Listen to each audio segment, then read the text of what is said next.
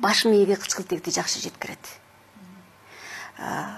Бизде жанагы врачтар койгон диагноз боюнча внутричерепный давление деп атабыз го, ошо давленияны ушул уй беденин демделген чай жок кылат.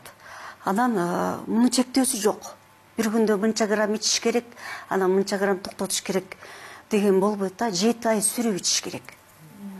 Анан ушул менен кошо жанаша эгер эр менен ичкен болсо, азыр экинин бири гипертоник болуп атат, давлениясы көтөрүлүп атат да. Ошо давлениядан арылат. Термоска демдеп коюп ичсе болот. Чайникке демдеп ысык тамак менен кошууда ичсе болот. Анан өзүнчө демдеп туруп муздак абалында ичсе да болот да. Уй беде орусчасынан айтканда красный клевер деп коет. Чатраш деген жоп бар.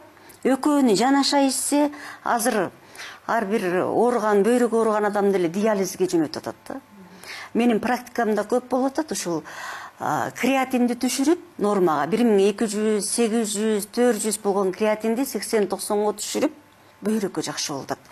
Бул кошумча чөптөргөн. Эрмен менен кошулганда давленияны жок кылат, ал эми чатраш менен бирге ичкенде бөйрөктү жакшы тазалайт. Белокту, тузду тазалап, анан креатинди түшүрөт дагы, бөйрөктүн иштөөсүнө жакшы жардам берет. Анан дагы бир жакшы бир касиети адамды жашартат.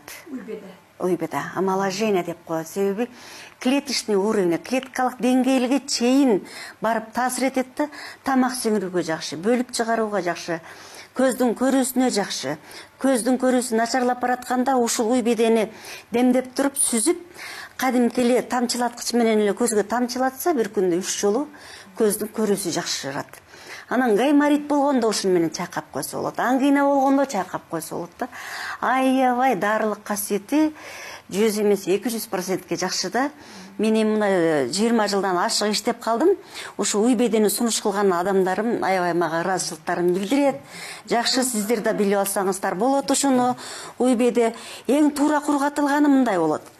Күнгө кургатылбаганы жашыл жалбырак болот мындай. Муну канча кармаса деле ушуланбайт. Кайра эле өзүнүн формасына келип кала берет да. Ал эми эгерде күнгө кургаткан болсо, кармаганда порошок болуп мындай ушаланып кетет дагы. Анан коричневый саргыч кургап калат. Бул жерде көрүп турсаңар, жашыл кургап, туура кургатылган ушул. Мен сунуш кылар элем ушул кара чай менен көк чайды бир канча мезгилге чейин бир 7 ай токтотуп туруп ушул чайды ичсе, ден соолук аябай жакшы.